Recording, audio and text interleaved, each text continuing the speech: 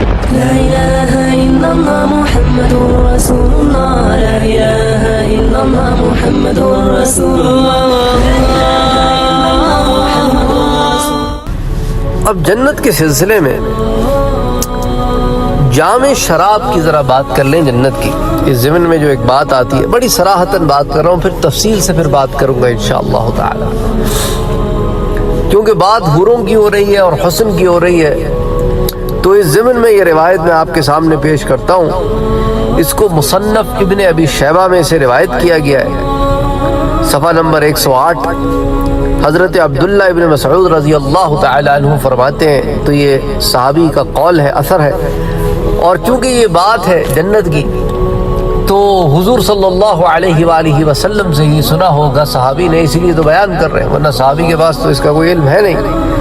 تو حضرت عبداللہ ابن مسعود فرماتے ہیں کہ جنتی آدمی کے پاس ایک گلاس پیش کیا جائے گا جبکہ وہ اپنی بیوی کے پاس بیٹھا ہوگا.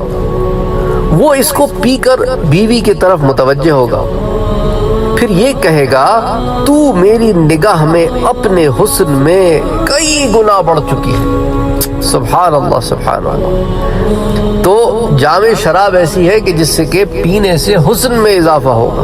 اسی طرح حور کی پنڈلی کا حسن وہ تو میں پہلے بھی بتا چکا ہوں آپ کو، ابن ابی دنیا بھی اس کو لاتے ہیں، ترغیب میں بھی آتی ہے. حضرت عبداللہ ابن مسعود ہی اس کے راوی ہیں. وہ بیان کرتے ہیں کہ حضور اکرم صلی اللہ علیہ وآلہ وسلم نے ارشاد فرمایا کہ جنت کی عورتوں میں ہر عورت کی پنڈلی کی گوری رنگت 70 پوشاکوں کے پیچھے سے بھی دکھائی دے گی، حتیٰ کہ اس کا خاوند اس کی پنڈلی کے گودے کو بھی دیکھتا ہوگا. اتنی صاف شفاف اس کی جلد، اندر کا گوشت، muscles, everything will be so clear, beautiful. اچھا، اسی لیے کہ اللہ تعالیٰ نے اس کی صفت میں فرمایا ہے کہ گویا وہ یاقوت اور مرجان ہے.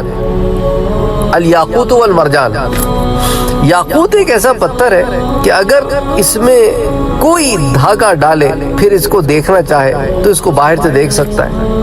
تو اس لیے اللہ تعالیٰ نے یاقوت سے ان کو جو تشبیہ دی ہے کہ ان کی کلیئرٹی آف دا سکن اتنی زیادہ ہوگی. سبحان اللہ سبحان اللہ سبحان اللہ. پھر اسی زمین میں حور کے تاج کا ذکر بھی آتا ہے. حضرت انس بن مالک رضی اللہ تعالیٰ عنہ فرماتے ہیں کہ حضور اکرم صلی اللہ علیہ وآلہ وسلم نے ارشاد فرمایا کہ اگر جنت کی عورتوں میں سے کوئی عورت زمین کی طرف جھانک لے تو آسمان و زمین کے درمیانی حصے کو خوشبو سے معطر کر دے اور ان کے درمیانی حصے کو روشن کر دے، اور اس کے سر کا تاج دنیا اور اس کی ہر چیز سے قیمتی ہے.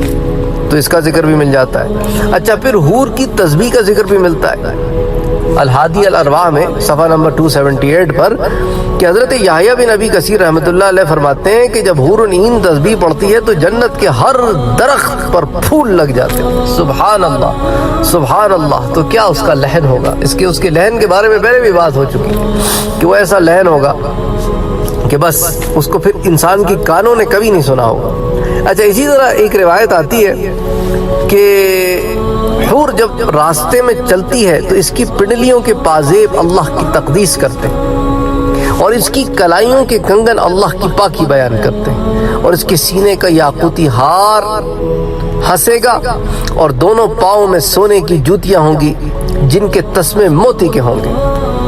وہ اللہ تعالیٰ کی پاکی بیان کریں گے اور تقدیس و تمجید و تسبیح کی آوازیں سنی جائیں گی. سبحان اللہ سبحان اللہ.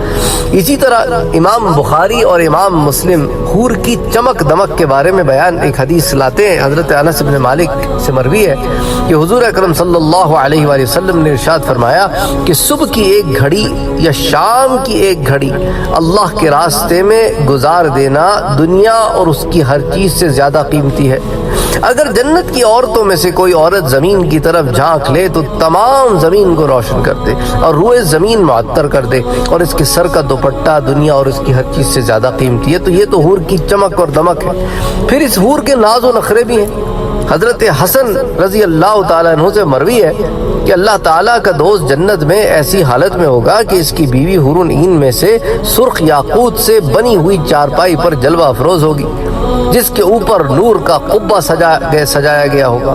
جب اس کا شوہر اسے کہے گا کہ اب میں آپ کی آمد کا مشتاق ہو چکا ہوں، تو وہ حور فوراً اپنی سرخ یاقوت کی چارپائی سے سبز مرجان کے باغیچے میں اترے گی۔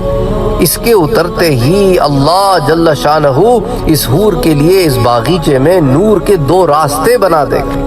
ان میں سے ایک راستہ تو اللہ تعالیٰ زعفران کا بنا دیں گے اور ایک راستہ کافور کا بنا دیں گے۔ تو یہ حور زعفران کے راستے سے جائے گی اور کافور کے راستے سے واپس ہو جائے گی، اور یہ اپنے اس چلنے کے دوران اتنے نخرے بھری چال چلے گی، 70,000 نخروں سے بھری چال دکھائے گی۔ یعنی وہ جو دنیا میں کیٹ واک کے دل دادے ہیں، یہاں تو ماڈلز کی کیٹ واک دیکھ دیکھ کر گناہ کماتے ہیں۔ یہاں نظروں کو محفوظ کر لو، یہاں نظروں کو جھکا لو، یہاں نظروں میں پاکی لے آؤ، اپنے رب کی حیا کر لو، وہاں تمہارا رب تمہیں نوازے گا۔ اور یہ تو دنیا میں گند ہے، خرافات ہے، وہاں تو سب پاک ہے۔ اللہ اکبر، وہاں تو سب پاک ہے۔ اللہ اکبر، اللہ اکبر۔ یہاں صبر کر لو، وہاں جزا ہی جزا ہے، وہاں جزا ہی جزا ہے۔ مومن کے لیے اس لیے تو کہتے ہیں نا دنیا قید خانہ ہے، وہ یہاں سے چھوٹ کر اپنے رب کی ملاقات کو جانا چاہتا ہے۔ اللہ اکبر۔ اے اللہ ہمیں توفیق عطا فرما کہ اپنے نفسوں پر قابو پا سکیں۔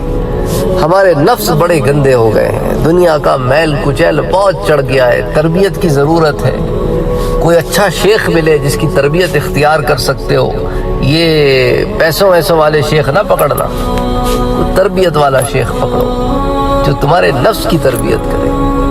اللہ اکبر، اللہ اکبر۔ اللہ ہمارے حال پہ رحم کرے۔